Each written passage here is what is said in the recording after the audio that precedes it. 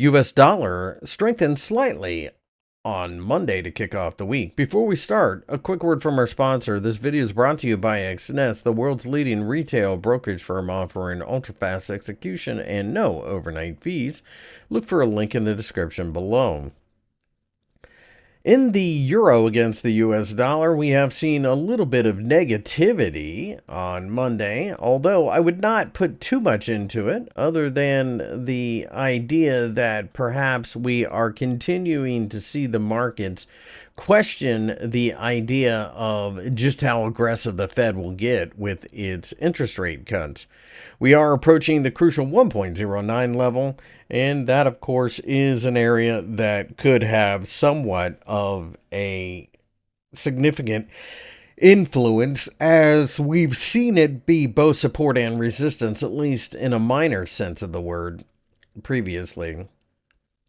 That being said, it's also worth noting that it is Columbus Day in the United States, so it's a bank holiday. We will have to see exactly what happens with liquidity, but as things stand right now, it certainly looks as if we are probably going to continue to at least look somewhat neutral. The US dollar against the Japanese yen has risen slightly during the trading session, and it looks like we are going to challenge the crucial 150 yen level.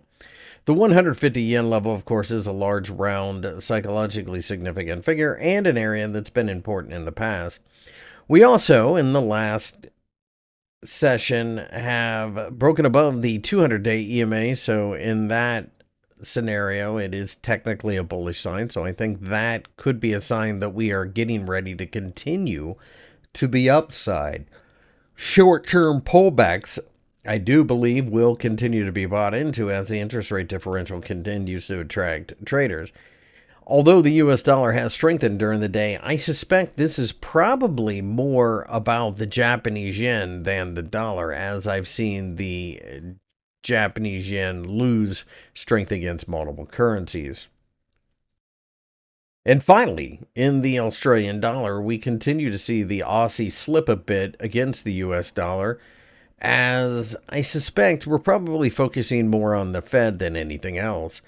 We are between the 50-day EMA and the 200-day EMA indicators, and that generally is an area where you would expect to see a lot of noise. Typically speaking, we will bust out of this area rather rapidly, but we just don't know when that is. We are at a potential inflection point with the 0.6650 level underneath, I believe, being pretty significant from a market memory standpoint.